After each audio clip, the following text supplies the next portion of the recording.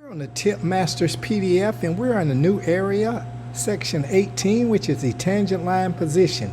We need to study the tangent line of each object ball before shooting. For drill 2, in this game of 9 ball, we're on the 1 ball and we need to send the cue ball off the side rail for shape on the 3 ball. We can see that a sliding cue ball will strike the side rail across from the 6 ball, which will work for getting my position on the 3 ball labeled A. The 3 ball tangent line will send a sliding cue ball between the 4 and the 7 ball labeled B for shape on the 4 ball. Alright everyone, let's sticker this up and get to it.